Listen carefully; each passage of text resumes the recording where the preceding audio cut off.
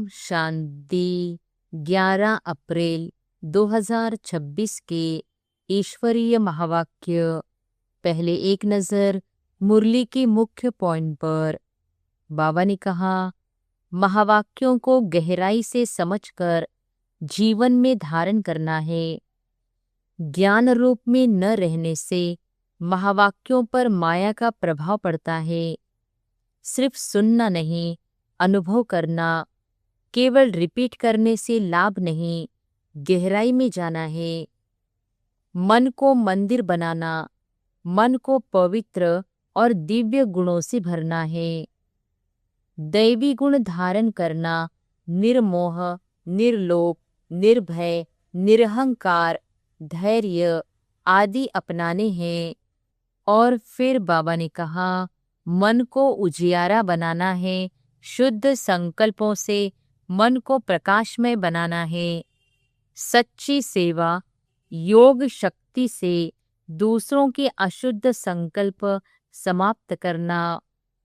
मनसा सेवा का महत्व केवल वाणी या कर्म नहीं, मन से भी शुद्धता रखना। संकल्पों की शुद्धता, अशुद्ध विचार भी दूसरों पर असर डालते हैं, इसलिए सावधानी जरूरी है। और फिर लास्ट में बाबा ने कहा, मन को परमात्मा को देने से अशुद्ध संकल्प स्वतः शांत होते हैं। साक्षी भाव, हर परिस्थिति को साक्षी होकर देखना और शांत रहना। ध्यान से ज्यादा ज्ञान श्रेष्ठ है। ज्ञान रूप अवस्था से ध्यान में भी सच्चा आनंद मिलता है। ड्रामा पर निश्चय, हर घटना ड्रामा अनुसार है, संशय नहीं करना। धैर्य, वेट एंड सी, धैर्य और साक्षीपन से हर कार्य सिद्ध होता है। और अब सुनते हैं महावाक्यों को विस्तार से। मुरली का सार। अंतर्मुखी बच्चे ज्ञान रूप अवस्था में रहकर इन महावाक्यों को धारण करो, तब अपना व अन्य आत्माओं का कल्याण कर सकेंगे। दादियों की डायरी से हर एक पुरुषार्थी बच्चे को पहले अंतर्मुख अवस्था अवश्य धारण करनी है। अंतर्मुखता में बड़ा ही कल्याण समाया हुआ है। इस अवस्था से ही अचल, स्थिर, धैर्यवत, निर्माण चित्त इत्यादि दैवी गुणों की धारणा हो सकती है तथा संपूर्ण ज्ञानमय अवस्था प्राप्त हो सकती है। अंतर्मुख न होने के कारण वह संपूर्ण ज्ञान रूप अवस्था नहीं प्राप्त होती, क्योंकि जो भी कुछ महावाक्य सम्मुख सुने जाते हैं, अगर उसे गहराई में जाकर ग्रहण नहीं करते, सिर्फ उन महावाक्यों को सुनकर रिपीट कर देते हैं, तो वह महावाक्य वाक्य हो जाते हैं। जो ज्ञान रूप अवस्था में रहकर महावाक्य नहीं सुने जाते, उन महावाक्यों पर माया का परछाया पड़ जाता है।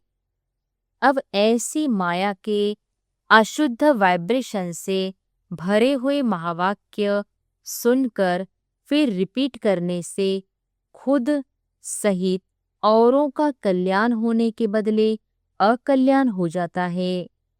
इसलिए हे बच्चों, एकदम अंतर्मुखी बन जाओ।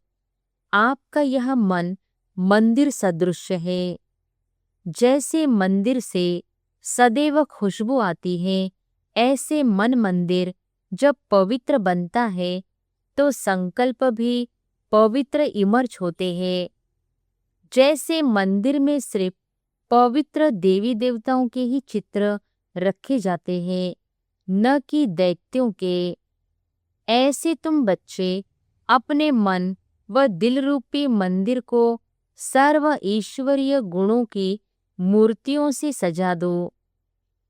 वे गुण हैं निर्मोह, निर्लोभ, निर्भय, धैर्यवत, निरहंकार इत्यादि, क्योंकि यह सब तुम्हारे ही दिव्य लक्षण हैं। आप बच्चों को अपने मन मंदिर को उजियारा अर्थात संपूर्ण शुद्ध बनाना है। जब मन मंदिर उजियारा बने तब ही अपने उजियारे प्यारे बैकुंठ देश में चल सके।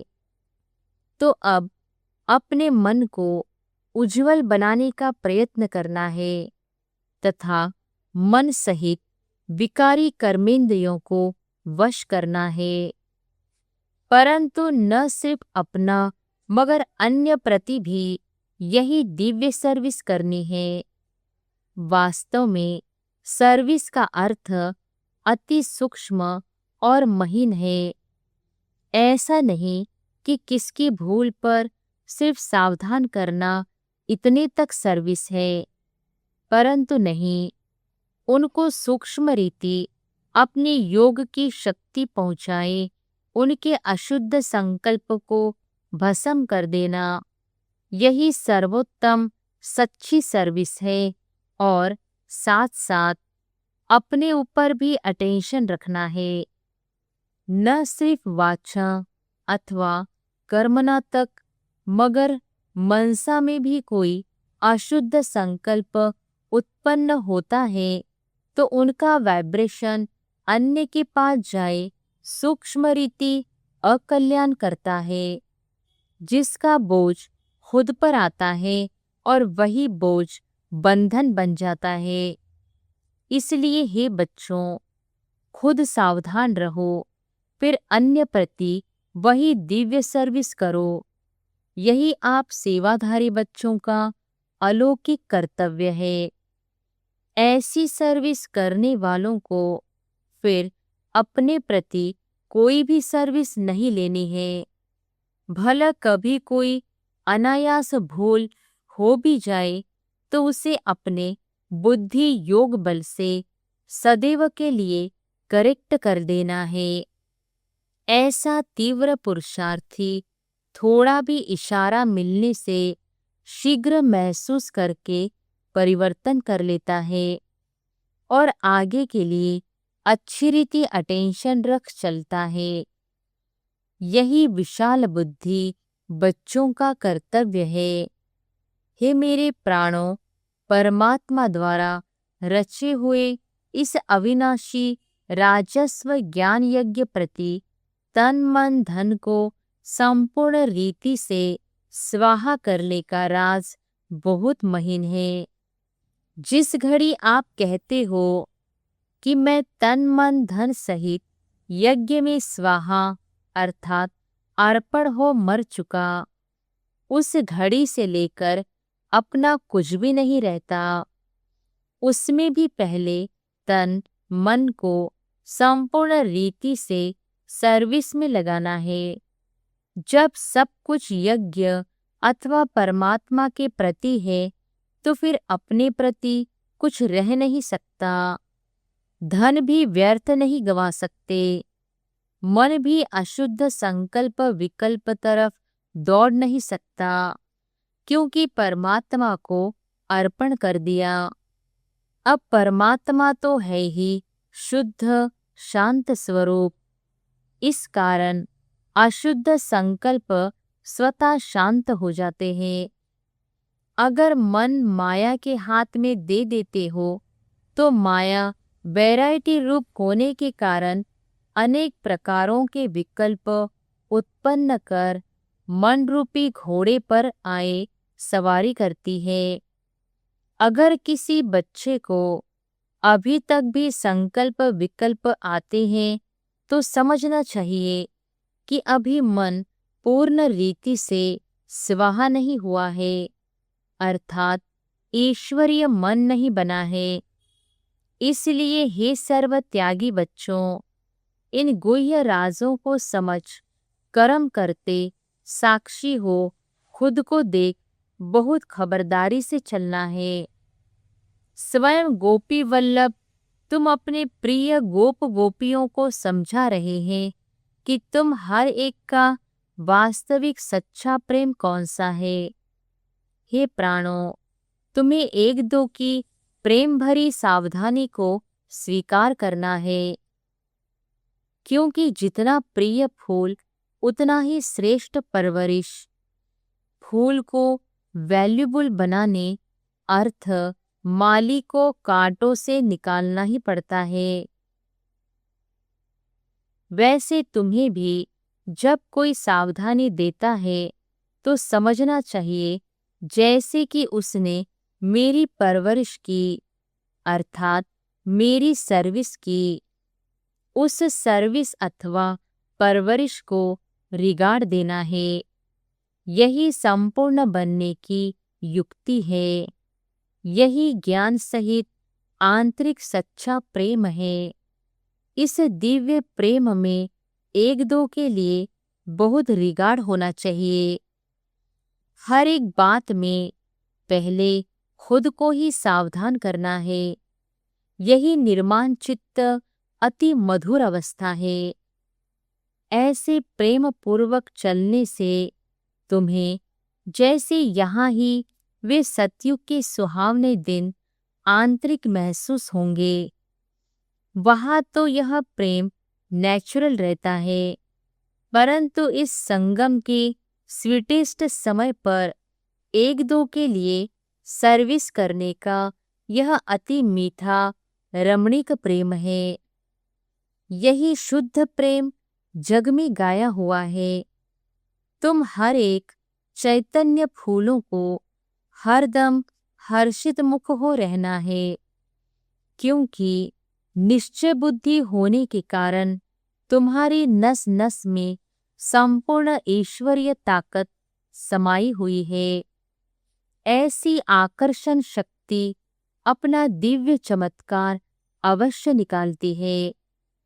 जैसे छोटे निर्दोष बच्चे शुद्ध पवित्र होने कारण सदैव हंसते रहते हैं और अपने रमणीक चरित्र से सबको बहुत खींचते हैं, वैसे तुम हर एक की ऐसी ईश्वरीय रमणीक जीवन होनी चाहिए। इसके लिए तुम्हें किसी भी युक्ति से अपने आसुरी स्वभावों पर जीत प्राप्त करनी है। जब कोई को देखो कि यह क्रोध विकार के वश हो मेरे सामने आता है, तो उनके सामने ज्ञान रूप हो बचपन की मीठी रीति से मुस्कुराते रहो, तो वह खुद शांत चित्त हो जाएगा, अर्थात विस्मृति स्वरूप से स्मृति में आ जाएगा। भला उनको पता न भी पड़े, लेकिन सूक्ष्म रीति से उनके ऊपर जीत पाकर मालिक बन जाना, यही मालिक और बालकपन की सर्वोच्च शिरोमणि विधि है। ईश्वर जैसे संपूर्ण ज्ञान रूप, वैसे फिर संपूर्ण प्रेम रूप भी है। ईश्वर में दोनों ही क्वालिटीज समाई हुई है, परंतु फर्स्ट ज्ञान, सेकंड प्रेम। अगर कोई पहले ज्ञान रूप बनने बिगर सिर्फ प्रेम रूप बन जाता है, तो वह प्रेम अशुद्ध खाते में ले जाता है।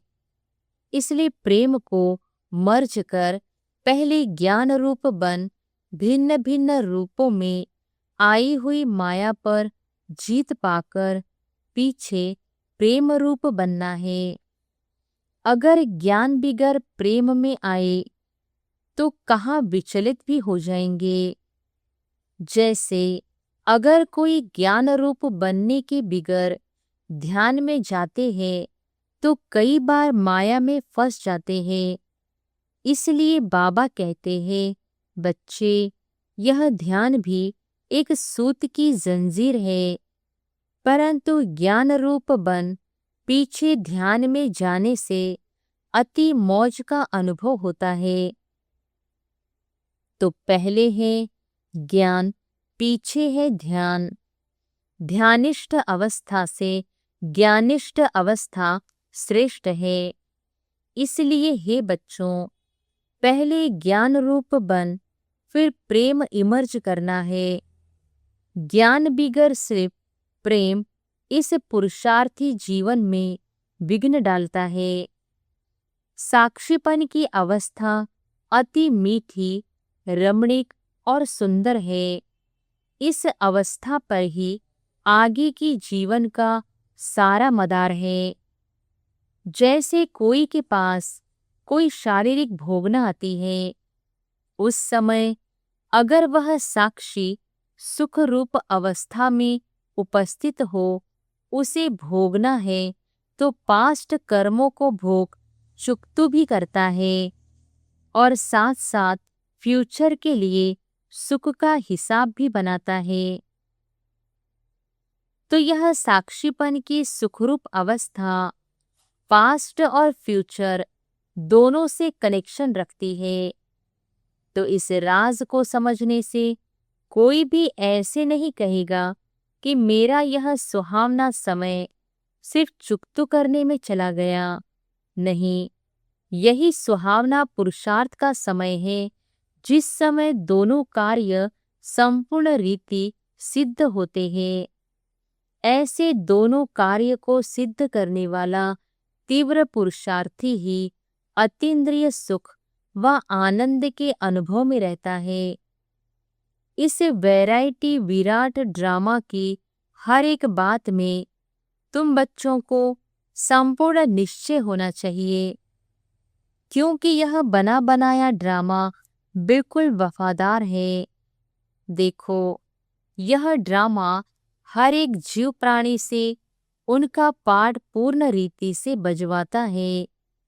भला कोई रॉन्ग है तो वह रॉन्ग पार्ट भी पूर्ण रीति से बजाता है। यह भी ड्रामा की नोंद है। जब रॉन्ग और राइट दोनों ही प्लान में नोंधे हुए हैं, तो फिर कोई बात में संशय उठाना यह ज्ञान नहीं है, क्योंकि हर एक एक्टर अपना अपना पार्ट बजा रहा है। जैसे बाइस्कोप में अनेक भिन्न भिन्न नाम रूपधारी एक्ट्रेस अपने अपने एक्टिंग करते हैं, तो उनको देख किससे नफरत आवे और किससे हर्षित होवे, ऐसा नहीं होता है। पता है कि यह एक खेल है, जिसमें हर एक को अपना अपना गुड व बैड पार्ट मिला हुआ है। वैसे ही इस अनादि बने हुए बाइस्कोप को भी साक्षी हो, एक रस अवस्था से हर्षित मुख हो देखते रहना है। संगठन में यह पॉइंट बहुत अच्छी रीति धारण करनी है। एक दो को ईश्वरीय रूप से देखना है। महसूसता का ज्ञान उठाए, सर्व ईश्वरीय गुणों की धारणा करनी है। अपने लक्ष्य स्वरूप की स्मृति से शांत चित्त, निर्माण चित्त, धैर्यवत, मिठास, शीतलता इत्यादि सर्व दैवी गुण इमर्ज करने हैं। धैर्यवत अवस्था धारण करने का मुख्य फाउंडेशन वेट एंड सी। हे मेरे प्रिय बच्चों, वेट एंड धैर्य धारणा, सी अर्थात देखना। अपने दिल भीतर पहले धैर्यवत गुण धारण कर, उसके बाद फिर बाहर में विराट ड्रामा को साक्षी हो देखना है। जब तक कोई भी राज सुनने का समय समीप आवे, तब तक धैर्यवत गुण की धारणा करनी है। समय आने पर उस धैर्यता के गुण से राज सुनने में कभी भी विचलित नहीं होंगे। इसीलिए हे पुरुषार्थी प्राणों, जरा ठहरो और आगे बढ़कर राज देखते चलो। इस ही धैर्यवत अवस्था से सारा कर्तव्य संपूर्ण रीति से सिद्ध होता है। यह गुण निश्चय से बांधा हुआ है। ऐसे निश्चय बुद्धि साक्षी, साक्षी दृष्टा हो, हर खेल को हर्षित चेहरे से देखते आंतरिक धैर्यवत और अडोल चित्त रहते हैं। यही ज्ञान की परिपक्व अवस्था है, जो अंत में संपूर्णता के समय प्रैक्टिकल में रहती है। इसलिए बहुत समय से लेकर इस साक्षीपन की अवस्था में स्थित रहने का परिश्रम करना है। जैसे नाटक में एक्टर को अपना मिला हुआ पाठ पूर्ण बजाने अर्थ आगे से ही रिहर्सल करनी पड़ती है, वैसे तुम प्रिय फूलों को भी आने वाली भारी परीक्षाओं में योग बल द्वारा पास होने के लिए आगे से ही रिहर्सल अवश्य करनी है। लेकिन बहुत समय से लेकर अगर यह पुरुषार्थ किया हुआ नहीं होगा तो उस समय घबराहट में फेल हो जाएंगे। इसलिए पहला अपना ईश्वरीय फाउंडेशन पक्का रख दैवी गुणधारी बन जाना है। ज्ञान स्वरूप स्थिति में स्थित रहने से स्वतः शांत रूप अवस्था हो जाती है। जब ज्ञानी तो आत्मा बच्चे इकट्ठे बैठकर मुरली सुनते हैं तो चारों तरफ शांति का वायुमंडल बन जाता है, क्योंकि वे कुछ भी महावाक्य सुनते हैं तो आंतरिक डिप चले जाते हैं। डिप जाने के कारण आंतरिक उन्हों को शांति की मीठी महसूसता होती है।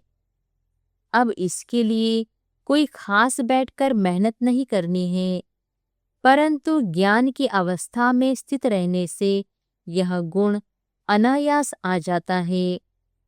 तुम बच्चे जब सवेरे सवेरे उठकर एकांत में बैठते हो तो शुद्ध विचारों रूपी लहरें उत्पन्न होती है। उस समय बहुत उपराम अवस्था होनी चाहिए। फिर अपने निज शुद्ध संकल्प में स्थित होने से अन्य सब संकल्प आपे ही शांत हो जाएंगे और मन अमन हो जाएगा, क्योंकि मन को वश करने अर्थ भी कोई ताकत तो अवश्य चाहिए। इसलिए पहले अपने लक्ष्य स्वरूप के शुद्ध संकल्प को धारण करो। जब आंतरिक बुद्धि योग कायदे प्रमाण होगा तो तुम्हारी यह निरसंकल्प अवस्था स्वतः हो जाएगी। अच्छा, मीठे मीठे ज्ञान गुलजारी ज्ञान सितारों प्रति याद प्यार, गुड मॉर्निंग और नमस्ते। धारणा के लिए मुख्य सार। पहली पॉइंट, अपने लक्ष्य स्वरूप की स्मृति से शांत चित्त, निर्माण चित्त, धैर्यवत, मिठास, शीतलता आदि सर्व दैवी गुण धारण करने हैं। दूसरी पॉइंट, निश्चय बुद्धि साक्षी दृष्टा हो। इस खेल को हर्षित चेहरे से देखते आंतरिक धैर्यवत और अडोल चित्त रहना है। बहुत समय से लेकर इस साक्षीपन की अवस्था में स्थित रहने का पुरुषार्थ करना है। वरदान है, एक ही रास्ता और एक से रिश्ता रखने वाले संपूर्ण फरिश्ता भव। एक ही रास्ता और एक से रिश्ता रखने वाले संपूर्ण फरिश्ता भव। निराकार व साकार रूप से बुद्धि का संग व रिश्ता एक बाप से पक्का हो तो फरिश्ता बन जाएंगे। जिनके सर्व संबंध व सर्व रिश्ते एक के साथ हैं वही सदा फरिश्ते हैं। जैसे गवर्नमेंट रास्ते में बोर्ड लगा देती है कि यह रास्ता ब्लॉक है, ऐसे सब रास्ते ब्लॉक बंद कर दो तो बुद्धि का भटकना छूट जाएगा। बाप दादा का यही फरमान है कि पहले सब रास्ते बंद करो, इससे सहज फरिश्ता बन जाएंगे। स्लोगन है, सदा सेवा की उमंग उत्साह में रहना यही माया से सेफ्टी का साधन है। ये अव्यक्त इशारे महान बनने के लिए मधुरता और नम्रता का गुण धारण करो। आपका बोल और स्वरूप दोनों साथ साथ हो, बोल स्पष्ट भी हो, उसमें स्नेह भी हो, नम्रता और मधुरता भी हो, सत्यता भी हो, लेकिन स्वरूप की नम्रता भी हो। इसी रूप से बाप को प्रत्यक्ष कर सकेंगे। निर्भय हो, लेकिन बोल मर्यादा के अंदर हो। जब इन दोनों बातों का बैलेंस हो, तब कमाल दिखाई देगी। फिर आपके शब्द कड़े नहीं, मीठे लगेंगे। अच्छा, ओम शांति।